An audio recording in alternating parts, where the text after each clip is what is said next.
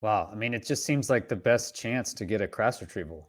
I mean, really, Absolutely, absolutely. I have Yeah, I haven't heard of any other cases like this where it's just there's an actual chance. It's amazing.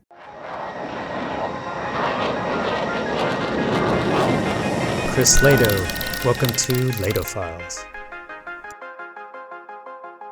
Welcome to Lehto Files. I am Chris Lehto. Thank you so much for being here. Today, I have an interview with Clas Svahn.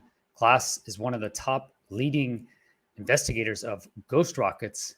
I had honestly never heard of ghost rockets until researching the Hessdalen phenomena. Very interesting phenomena. Ghost rockets, also called Scandinavian ghost rockets, were rocket or missile shaped unidentified flying objects sighted in 1946, mostly in Sweden and nearby countries like Finland. The first reports of the rockets were made on February 26, 1946, by Finnish observers. About 2,000 sightings were logged between May and December 1946, with peaks on 9 and 11 August 1946. Most of these, I believe, were in Sweden. 200 sightings were verified with radar returns. Look at that. Multiple sources. 200 sightings verified with radar returns, and authorities recovered physical fragments which were attributed to ghost rockets. Investigations concluded that many ghost rocket sightings were probably caused by meteors. For example, the peaks of sightings on 9/11 August 1946 also fall within the peak of the annual Perseid meteor shower. However, most ghost rocket sightings did not occur during meteor shower activity and furthermore displayed characteristics inconsistent with meteors, such as reported maneuverability. So many eyewitness accounts say these things could actually move and maneuver, end up going into lakes. Debate continues as to the origins of the unidentified ghost rockets still, right? In 1946, however, it was likely thought that they originated from the former German rocket facility at Peenemünde and were long-range tests of the Soviets of captured German V-1 or V-2 missiles. Okay, well, this doesn't work because you would find some sort of debris. You would find some debris of these missiles anywhere out of these 2,000 sites. This prompted the Swedish army to issue a directive stating that newspapers were not to report the exact location of ghost sightings or any information regarding the direction or speed of the object. This information, they reasoned, was vital for information purposes to the nations, or nations assumed to be performing the tests. I'd never heard of this. So, the early Soviet origins theory was rejected by Swedish, British, and US military investigators because no recognizable rocket fragments were ever found. Okay, recognizable rocket fragments as a missile or V-1 or V-2 rocket. So maybe there were parts found. According to some sightings, the objects displayed some combination of leaving no exhaust trail, moving too slowly, flying horizontally, traveling and maneuvering in formation, and appearing to be silent. The sightings most often consisted of fast-flying rocket or missile-shaped objects, with or without wings, visible for mere seconds. Instances of slower-moving cigar-shaped objects are also known. A hissing or rumbling sound was sometimes reported. So just amazing. I'd never heard of this, of the ghost rockets, and yet you have over 2,000 observations. And the U.S. does get involved. The U.S. does get involved, man. Watch this. Crashes were not uncommon, almost always in lakes. Reports were made of objects crashing into a lake, sometimes then propelling themselves across the surface before sinking. The Swedish military performed several dives in the affected lakes shortly after the crashes, but found nothing other than occasional craters in the lake bottom or torn off aquatic plants. The best known of these crashes occurred on July 19, 1946, into Lake Kolmjarv. Witnesses reported a gray rocket-shaped object with wings crashing in the lake. One witness interviewed heard a thunderclap, possibly the object exploding. However, a 3-week military search reported nothing. This is immediately after the investigation. The Swedish Air Force officer who led the search, Carl Gosta, submitted a report in which he stated that the bottom of the lake had been disturbed, but nothing was recovered, and that there are many indications that the Kolmjarv object disintegrated itself. The object was probably manufactured in a lightweight material, possibly a kind of magnesium alloy that would disintegrate easily and not give indications on our instruments. Look at that. Yeah, amazing stuff. Gets even better. On December 3, 1946, a memo was drafted by the Swedish Ghost Rocket Committee stating nearly 100 impacts have been reported and 30 pieces of debris have been received and examined by Swedish National Defense Research Institute. The debris was later said to be meteorite fragments. Of the nearly 1,000 reports that have been received by the Swedish Defense Staff to November 29, 225 were considered observations of real physical objects, and every one had been seen in broad daylight. So also quite interesting to me is that it seems a broad daylight. U.S. involvement, man, this gets interesting here. Watch this. In Early August 1946, Swedish Lieutenant Leonard Neckman of the Defense Staff's Air Defense Division saw something that was, without a doubt, a rocket projectile. On 14 August 1946, the New York Times reported that Undersecretary of State Dean Acheson was very much interested in the ghost rocket reports and was U.S. Army Air Force's intelligence, as indicated non-publicly by later documents. So, U.S. Army Air Force's intelligence does go and is interested in this. On August 20, so this is a week later, the Times reported that two U.S. experts on aerial warfare, aviation legend General Jimmy Doolittle, and General David Sarnoff, president of RCA, arrived in Stockholm ostensibly on private business and independently of each other. The official explanation was that Doolittle, who is now vice president of the Shell Oil Company, this isn't sketchy, was inspecting Shell branch offices in Europe, while Sarnoff, a former member of Dwight D. Eisenhower's London staff, was studying the market for radio equipment. He just happened to be there. However, the Times story indicated that the chief of the Swedish defense staff made no secret that he was extremely interested in asking the two generals' advice, and if possible, would place all available reports before them. Doolittle and Sarnoff were briefed that on several occasions the ghost rockets had been tracked on radar. Sarnoff was quoted by the New York Times on September 30 saying that he was convinced that the ghost bombs are no myth, but real missiles. So they were there. Doolittle, can you believe Doolittle was there? 1946, with his other buddy who just happened to be a general on Dwight D. Eisenhower's London staff, just happened to be there a week after one of these ghost rocket sightings. On August 22, so this is 2 days later, 1946, the director of Central Intelligence Group, Lieutenant General Hoyt Vandenberg, wrote a top-secret memo to President Truman, based in part on information from Doolittle and Sarnoff. Perhaps based, okay, so that is speculative. Vandenberg stated that the weight of evidence pointed to Peenemünde as origin of the missiles, that U.S. military attaché in Moscow had been told by key Swedish officer that radar course plotting had led to the conclusion that Peenemünde was the launch site. Again, with nothing found, they didn't find any wreckage of missiles. CIG speculates the missiles are extended long-range developments of V-1 being aimed for the Gulf of Bothnia for test purposes.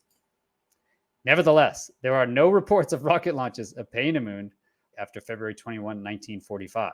Okay, so they don't find any rocket pieces, fragments of rockets, and there's no record of any launches coming out of that base. And look at this. This is the top secret letter. Okay, although the official opinion of the Swedish and U.S. military remains unclear, a top secret USAFE document from 4 November 1948 indicates that at least some investigators believed the ghost rockets and later flying saucers had extraterrestrial origins, declassified only in 1997. Let's check out this document. Okay, hopefully you guys can read that. So here we go. Declassified 1997, top secret document, USAFE, from 4 November 1948. So here we go.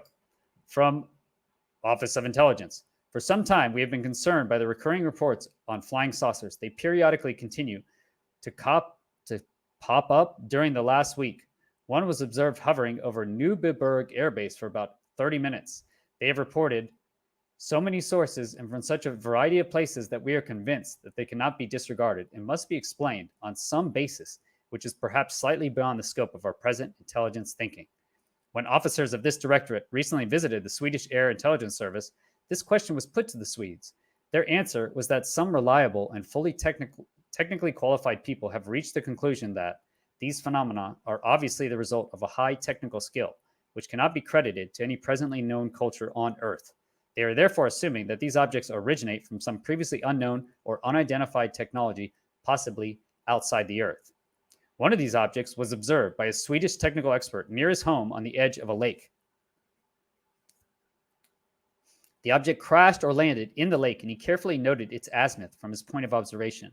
Swedish intelligence has sufficiently confident in his observation that a naval salvage team was sent to the lake.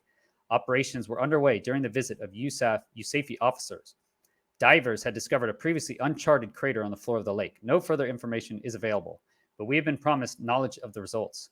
In their opinion, the observation was reliable, and they believe that the depression on the floor of the lake, which did not appear on current hydrographic charts, was in fact caused by a flying saucer. Although accepting this theory of the origin of these objects poses a whole new group of questions and puts much of our thinking in a changed light, we are inclined not to discredit entirely this somewhat spectacular theory.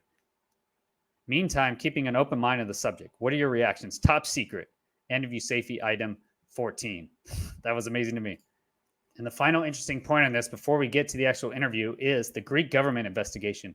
The ghost rocket reports were not confined to Scandinavian countries. Similar objects were also reported early the following month by British Army units in Greece, especially around Thessaloniki. In an interview on September 5, 1946, the Greek Prime Minister Konstantinos Saldaris likewise reported a number of projectiles had been seen over Macedonia and Thessaloniki on September 1. In mid-September, they were also seen in Portugal, and then in Belgium and northern Italy.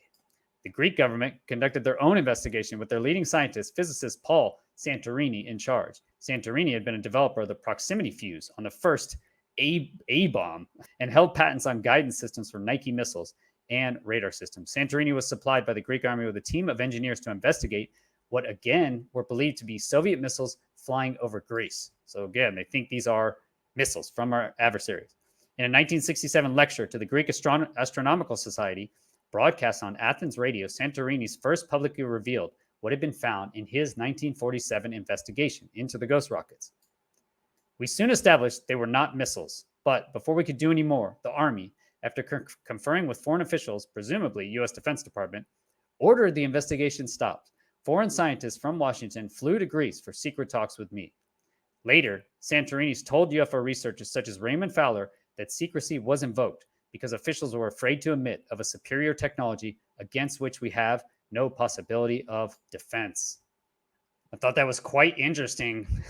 Amazing stuff. So now let's get to the interview with Clas Svahn. This interview was actually filmed last week, 13 June 2023, and the team in the back did find something under the lake. They found radar returns. Hopefully we'll have more information coming in the future. Exciting stuff. Let's get to the interview. Hello, Clas. Welcome to the show. Hi, Chris. Nice to be with you. Yeah, it's beautiful there, huh? Where are you exactly? I'm out in the middle of nowhere. No, not really. I'm 5 hours north of Oslo at a lake called Lake Djupsjön, like a deep lake in English. It's not very deep at all. It's only around 10 meters at most. It's very nice here. We had a fantastic day yesterday, and today it's around 20, 22 degrees as well.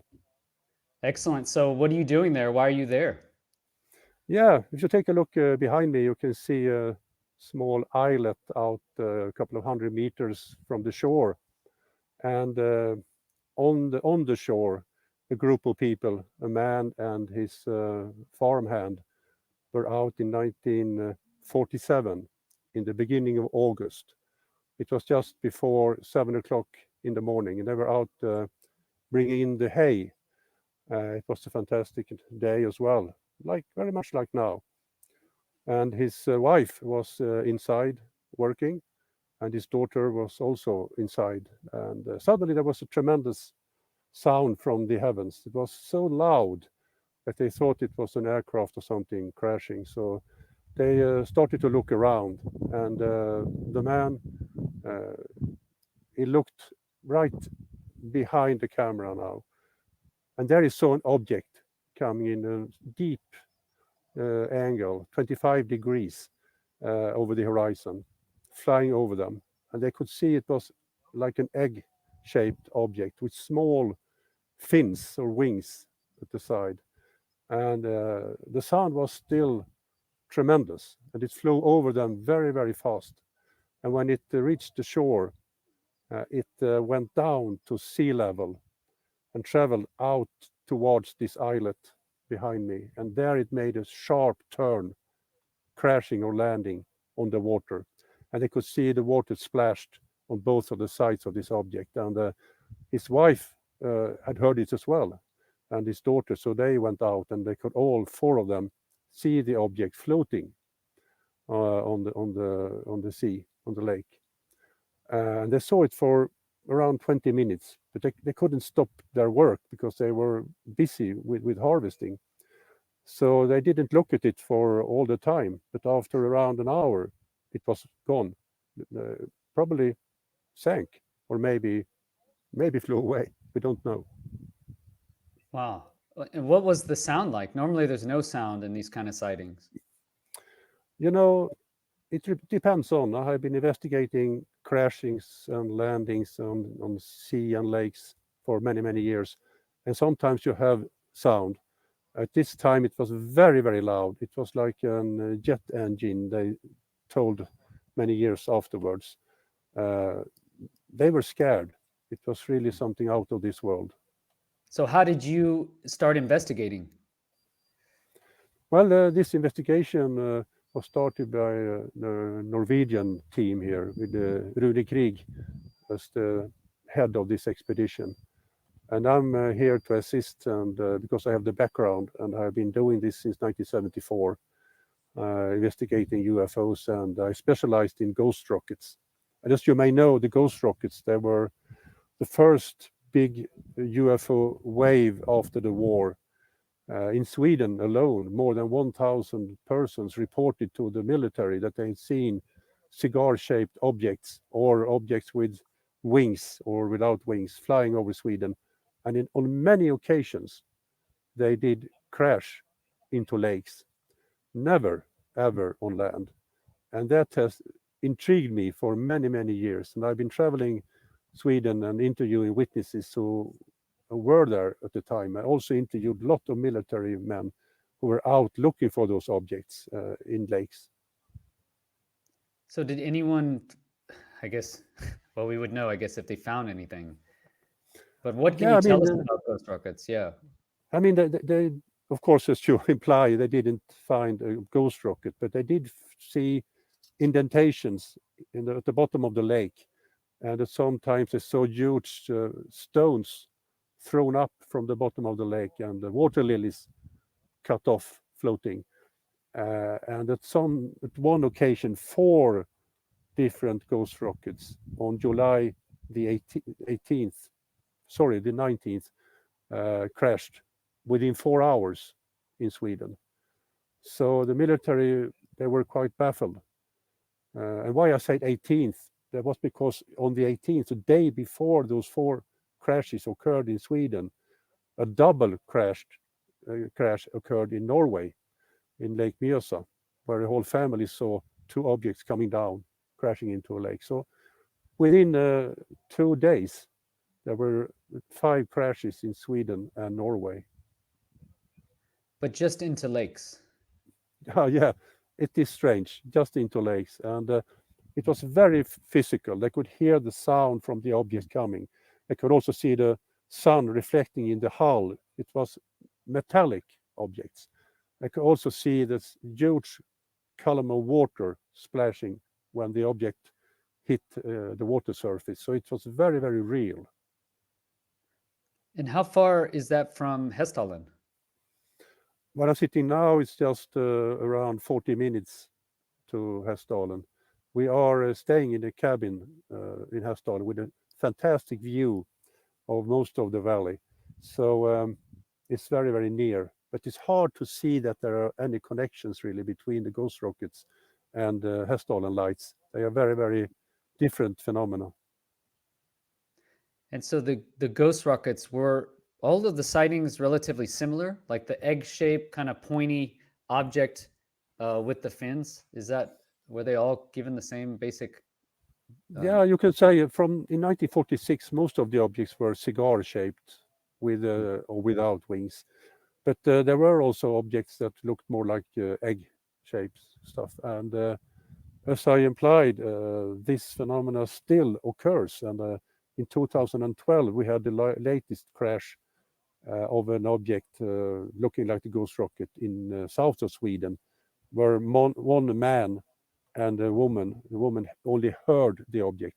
The man saw it coming, flying over him, down into the lake, flying over the lake, the surface of the lake, and then suddenly doing like that and just vanishing without a splash, nothing at all. And why are they called ghost rockets? I mean, the military call them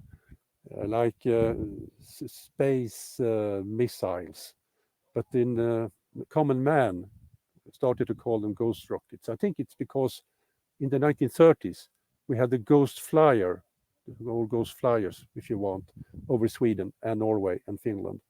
It was a huge UFO wave as well, where people saw strange aircrafts with lights on them flying over. And the ghost, the term the ghost, I think it was imported from that time, used again in 1946. So started in the 30s, it sounds like. Yeah, it did. So I guess no sightings before then.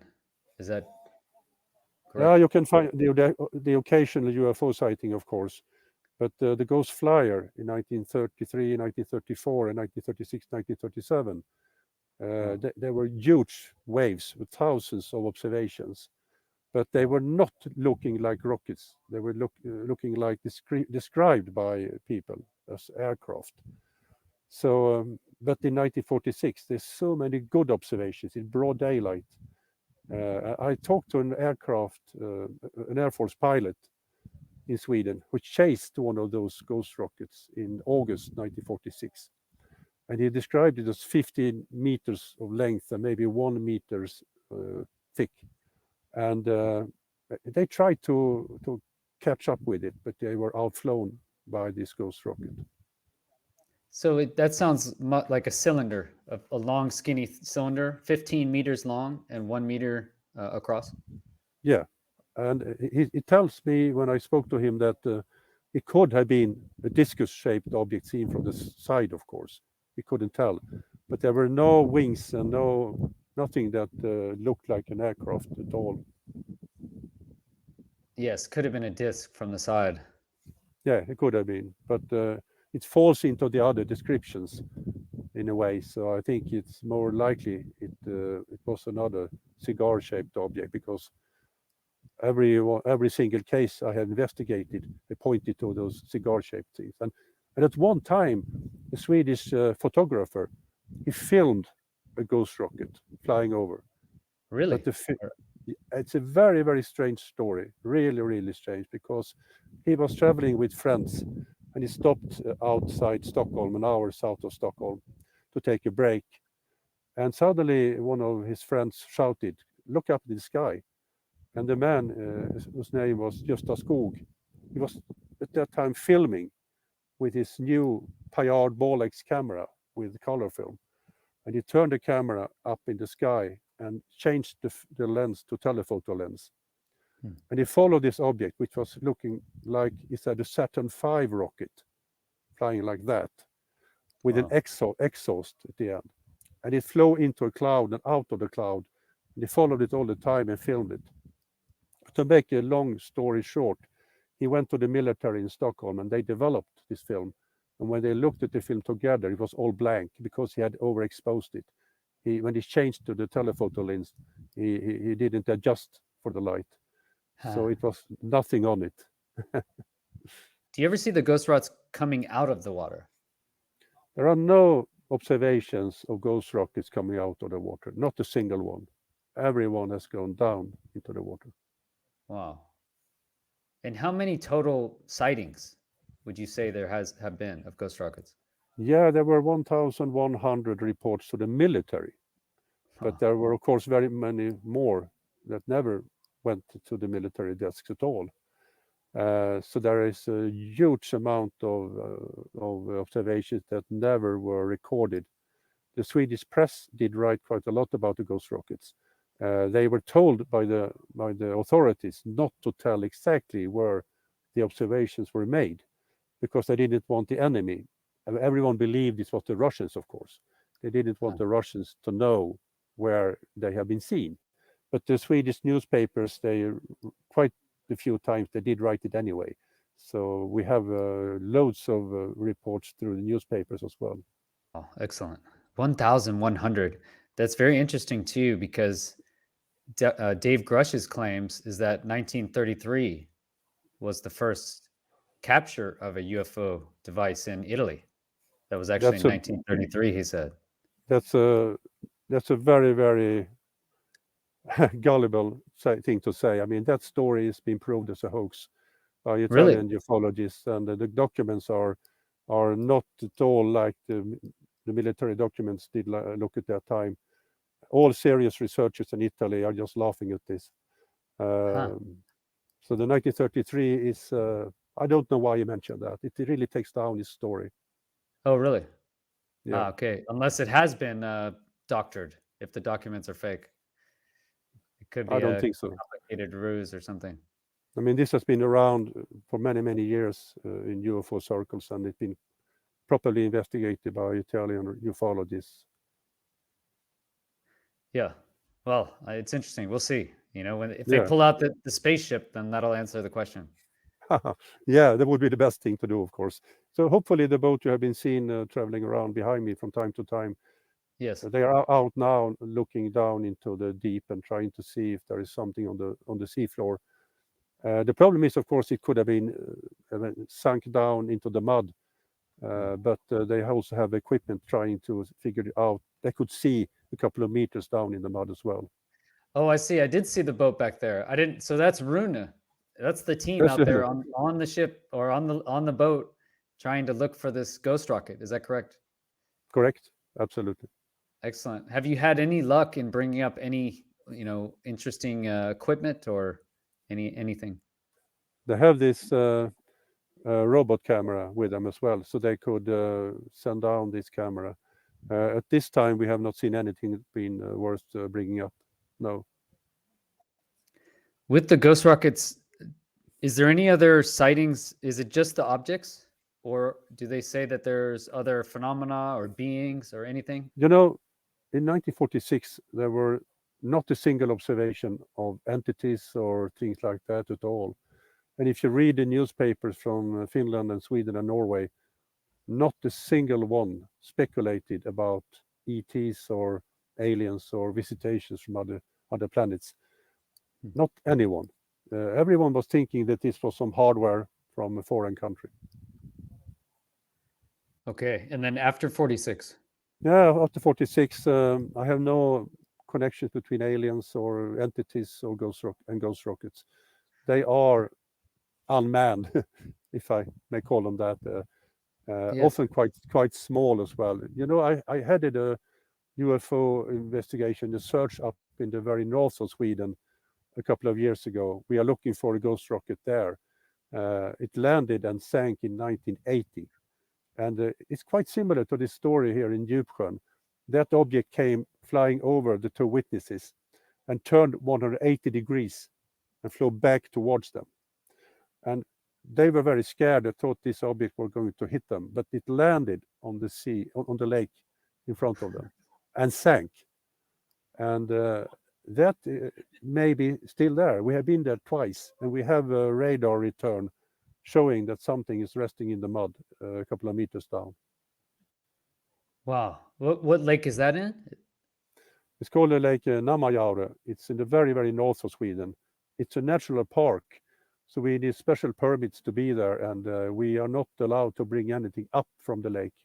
But we are trying to see if we can go there again next year with a new kind of equipment, seeing in 3 dimensions, so we can see exactly how this radar return looks like. And at that point, we will know if it's worthwhile to trying to persuade the government to help us to bring it up. Some sort of ground penetrating radar. Yeah, absolutely. We have used that once, and this is another type of ground penetrating radar, which is in 3 dimensions. Wow, that is very exciting. Interesting. So you could pull up a small ghost rocket. Yeah, it's an interesting case. I haven't thought of it. It sounds very different because there's normally no sound. And normally it's not an object. It's often just lights. You're not able to see an actual object. You'll just see lights, where here it's kind of the reverse, where you do see an object, there is sound, and then it's just landing on the water and then sinking. Yeah, it's very, very physical again. And the good thing was I was out giving a lecture a couple of years ago, and I didn't talk about Lake Namajaure at all. But after the lecture, a guy came towards me and told me that he was a helicopter pilot, and he asked me if I heard about Lake Namajaure. Of course I had. And he was a military man at that time, and he was flying over the lake because the military wanted to see if they could find the object. But they just flew over the water. So they never put any divers into the water or tried to go down and see if it was still there, which was a shame, of course. They should have done that. but they didn't. Wow. I mean, it just seems like the best chance to get a crash retrieval. I mean, really, Absolutely. I haven't heard of any other, cases like this where it's just there's an actual chance. It's amazing. It is. I mean, and those are just a couple of examples I give you now. We have very many examples of objects going down into lakes in Sweden with multiple witnesses in broad daylight. And there's one thing that connects them. Every one of those good observations are made in July or August, and most of them around 11 o'clock or 12 o'clock in the middle of the day. There are some other examples, but July and August are the months you should be out near a lake trying to find if you can see a ghost rocket going down. Wow. Could that be that there's just not as many people out, in June? And well, June is very beautiful there, I'm sure. There's many people at the lakes, June and May. I mean, of course, July is a big summer month where many Yeah. people are on vacation. So that could be a part of the explanation, of course. But still, the best ones are July and August. And so you mentioned one video. Is there any other videos of ghost rockets? Has anyone been able to get them on camera? No, the only one from 1946, which was not video, of course, it was film. No, that's the only one I know. I never heard about anyone being able to film or take a decent picture either of them. There are one picture from 1946 that are usually published together with stories of ghost rockets, but the guy who took that one, I knew him. He's passed away now. It was a bolide, a broad daylight meteor that he happened to catch on film. That's the only picture. That turns up from time to time. Okay, but there's still sightings. So people are still seeing them to this day, but no, they can't get a camera on it. Yeah, exactly. It goes very fast. It happens in seconds, maybe tens of seconds. We had a very, very good observation in Lake Backsjön. It's not far from Norway. It's in Sweden, but it's only about 100 kilometers from the Norwegian border. In 1999, the whole family, they were out sunbathing, and one of the guys were up at the small house they rented. And there were also people around the lake on other occasions, and they heard a sound. It's very, very loud sound, and one of them looked up and saw this object like a cigar with something on the side, maybe wings or maybe some protrusions, flying over. And the team down at the lake, they also heard it, and they saw it like the object spotted the lake and turned and dived down into the lake. So there were 7 witnesses all around the lake that saw this object crashing into the lake. And the Swedish military went there and spent weeks with divers and specialized instruments trying to find the object, but they couldn't. What is your take on the ghost rockets? Do you have any theories or ways that we can try and get more information and data on them? I wish I had, but they are a mystery to me as well, even though I have spent years and years. The only thing I know that they are physical. They are reflecting the sun in their hull. You can hear them, and they are vanishing altogether. I spoke to one of the military men that were trying to find a ghost rocket in 1946, and he told me that they could find just the indentation in the bottom of the lake. And I asked him, shouldn't there have been any debris? And he said, absolutely, but we couldn't find anything. And I asked him, do you believe the witnesses? And he said, yeah, absolutely, this happened, no doubt. But nothing to be found. It was just an indentation. Yeah. Unless you had it, someone else got there first. That's a theory. But this lake had around 300 people living around it. And the military came there after just a day. So it's hard to see.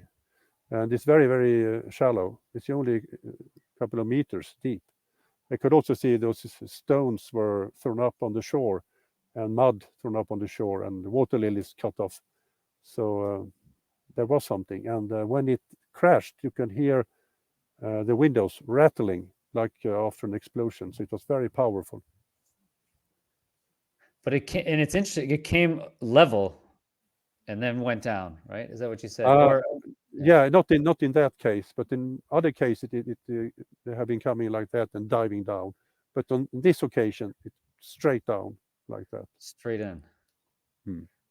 So 1,100 of these daytime ghost rockets. You said around 11 in so in the afternoon, 11 and 5. You said. Yeah, I mean, not all of the 1000s, of course, but the best cases, the best crashes, we have been looking at since 1946. They have Yes. been around 11. It's a very good time. July, August, a very good time. Huh. So that's strange. But maybe people are out much more than other times. So mainly, it sounds like mainly in Sweden, but there was also sightings in Norway as well. There are What? more in Sweden, but there are in Norway and also some in Finland. Okay, so there are some across all three nations. Yeah. Are there any sightings at night of the ghost At rockets? night, I know night sightings are very problematic because people are reporting lights in the sky all the time. There are no really good observations of that you can be sure that it is a rocket. Most of the observations in nighttime were attributed to meteors, I should say, and I believe that. So this is a daylight phenomenon. Have you interviewed John Moen's wife? No, no, Okay, because I interviewed him, and he said that his wife was driving on the highway, on the raised highway, and she saw out her window. So out her right window, flying along with the car, she saw a Volkswagen shaped object. Ah, It looked just like a Volkswagen, but yeah, filled in, which reminded me of a ghost rocket. It sounded like a ghost rocket to me. yeah, could be. I mean, there are many observations never reported at all, of course, but that sounds interesting. Okay, so is there a way we could get videos? Should we try and put camera systems around the lake and see if we can? Would that be a decent way to try and capture these things on video? Too many lakes. Too many lakes. Yeah, There's a lot of Th- lakes. thousands of lakes in Sweden and thousands of lakes in Finland and Norway as Mhm. well. So, I see. We'll need a lot of cameras. yeah, absolutely. A lot of time to look at the film as well. Okay, well, thank you, Klaus. Anything else you want to say? That's very interesting, and very interesting to me that it's separated. You said that it's not related. At least you can't find a link to the lights of Hessdalen and the ghost rockets. It's hard to find a link. Very hard to find a link. What I should say is that I also work with the Archives for the Unexplained, which is the world's largest UFO archives. And just yesterday, I got the news that my shipment from Britain, which is 2,500 kilos of UFO material, are now being shipped from Britain. I save UFO books and books about the paranormal and UFO reports, of course, and tapes and films and everything, and save that at this huge depository that is called Archives for the Unexplained. You can visit that at afu.se. It's a free download page that you can look into that and get free information from hundreds of thousands of documents. And we do this for helping all UFO researchers all around the world. Hmm. Oh, excellent. Yeah, you guys can check that out right here. So that is his site. Thank you, Klaus. And what is your take on the recent revelations from David Grush out of the US? Are you excited? I'm hoping to speak with him in a couple of days, and I want to see his first-hand sources. I mean, he's a second-hand source, Yeah. and I want to hear from the first-hand sources before I make any judgment. But it's Okay. exciting. Of course, it's exciting. Okay, you're cautiously optimistic, it sounds like. Yeah. Okay, yeah. Crash retrievals, man, that is amazing. I wish you all the luck on that. And hopefully they're out there right now. There's a chance they could see something with the radar. Yeah, hopefully. I will check with them after this, Chris, and see what they Okay, have. yeah, I'll get some video. We can show some video of that as well. So Yeah. yeah, very interesting. Thanks for all your efforts out there trying to find this. I think it's working. We're bringing it to the public's eye. That's good. Really good. And thank you so much. Okay, excellent. Have a great day, class. Thank you. I hope you enjoyed that interview with Clas Svahn. I certainly learned a ton. I'm so excited about my integration with the Hessdalen team with Runa. Those guys out there actually searching for these ghost rocket fragments. Amazing stuff. Please like and subscribe this video and sign up at patreon.com/Chris Lehto for more. Have a great day. Peace.